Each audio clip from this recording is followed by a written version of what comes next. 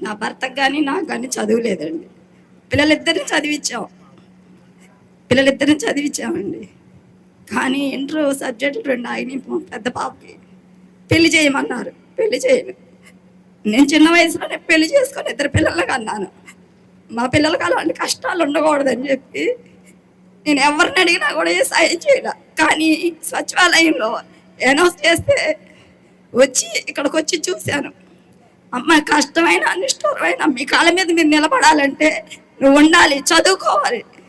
చదివేనమ్మా, ఎవరు ఏ సాయం చేయరు, చదువుకుంటే అదే నీకు అన్ని అండగా ఉంటాయి అని మా అమ్మాయి ధైర్యం చేసి చెప్పాను. కానీ మా అమ్మాయికి కూడా పిరికిదండి. కానీ ఇక్కడికి వచ్చిన తర్వాత ఎలా మాట్లాడాలి, ఎదుటోళ్ళకి ఎలా అర్థమయ్యేటట్టు చెప్పాలి, చాలా ధైర్యం నేర్చుకుంది. నేను హైదరాబాద్ వెళ్తానమ్మా, నువ్వు నా గురించి దిగులు పడద్దు, నేను నా కాళ్ళ మీద నేను నిలబడతాను. పెళ్ళి అలాంటి ఆలోచనలు అందరి మాటలు నువ్వు నాకు పెళ్లి చేస్తానని నువ్వు అనొద్దు. నాకు ఆరోగ్యం బాగాట్లేదండి, చదివించే స్తోమత కూడా లేదు. ఇంకో పాప ఉందండి, ఆ పాప కూడా ఇంటర్ చదువుతుంది, మంచి మార్కులతో పాస్ అయిందండి. మా పాపకి ఉద్యోగ అవకాశం ఇచ్చి ఉద్యోగం ఇప్పించినందుకు నా జీవితాంతం నేను రుణపడి ఉంటానండి. ఎంతకు వందనాలు.